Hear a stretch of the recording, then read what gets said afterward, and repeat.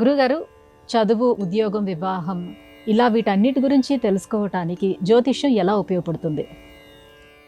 నక్షత్రాలు ఉన్నంత కాలం ఈ జ్యోతిర్విజ్ఞానం ఉంటుంది. మనలో సంకల్పాలు, ఆశలు ఉన్నంతకాలం ఈ జ్యోతిర్విజ్ఞానమే మనకు సహాయంగా నిలుస్తుంది. ఈ నక్షత్రాలు, సూర్యుడు, చంద్రుడు, ఇతర గ్రహాలు వీటి కారకంగా జ్యోతిర్విజ్ఞానం భవిష్యత్తు ఎలా ఉండబోతుందో ప్రతి విషయం పట్ల ఒక అవగాహన మనకు కలిగిస్తుంది.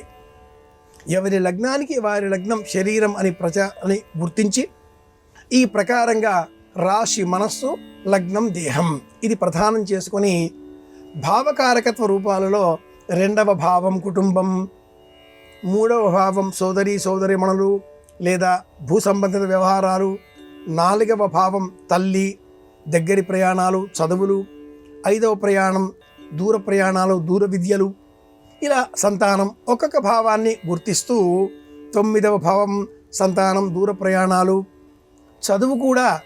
చదువు ఎలా 2, 4, 5, 9 ఈ భావాలలో ఉండేటటువంటి చదువును అందించేటటువంటి బుధుడు, కుజుడు, గురువు ఈ గ్రహాల కారకత్వాన్ని బేరీజు వేసి ఏ చదువు వస్తుంది, మెడిసిన్ వస్తుందా రాదా, ఇంజనీర్ అవుతాడా కాడా, పైలట్ అవుతాడా లేదా, మన పిల్లలను మనం ఏ విద్యారంగంలో రాణించాలని కోరుకుంటూ ఉంటామో, ఏ మార్గంలో ప్రయాణింపజేయాలని కోరుకుంటున్నామో వారికి ఆ విద్య వస్తుందా లేదా అన్న విషయంలో ఒక ప్రాథమిక అంచనా అందించేదే జ్యోతిర్విజ్ఞానం.